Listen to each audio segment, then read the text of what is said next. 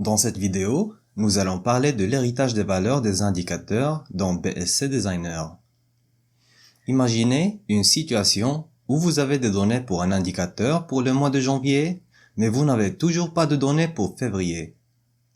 Quelle valeur pensez-vous voir apparaître dans votre tableau de bord lorsque vous sélectionnez février dans le logiciel d'exécution de stratégie?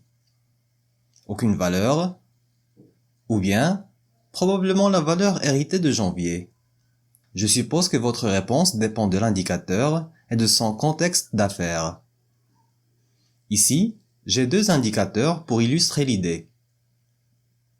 Les ventes mensuelles, mesurées en dollars, et la satisfaction client, mesurée en pourcentage. Les deux indicateurs disposent de données pour le mois de janvier, mais ils n'ont pas de données pour le mois de février. Ces indicateurs nécessitent des approches différentes vis-à-vis leur capacité d'héritage des données. Pour la satisfaction client, montrer les valeurs héritées marche bien. Nous n'avons pas encore de données, mais nous supposons que la valeur de cet indicateur en le mois de février sera la même qu'en janvier. C'est pourquoi la propriété d'héritage de l'indicateur est définie sur utiliser les valeurs héritées. Pour l'indicateur des ventes mensuelles, je préférerais avoir des données réelles en ma possession, et pas des estimations.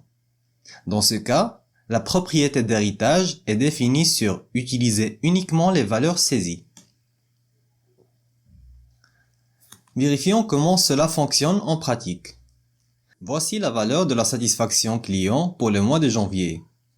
Dans l'éditeur de valeurs, je vois qu'il n'y a pas de valeur pour le mois de février. Maintenant, je sélectionne février dans le calendrier interne et je constate que le logiciel m'indique la valeur héritée de janvier. Vérifions maintenant l'indicateur des ventes mensuelles. Il y a des données pour le mois de janvier, mais aucune pour le mois de février.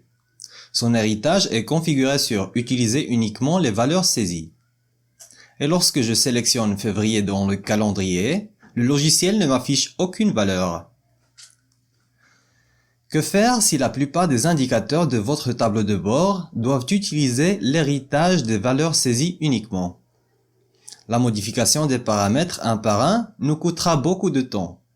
Au lieu de cela, vous pouvez mettre à jour l'option héritage par défaut. Vous pouvez y accéder via Outils, Options et puis Héritage de valeurs par défaut.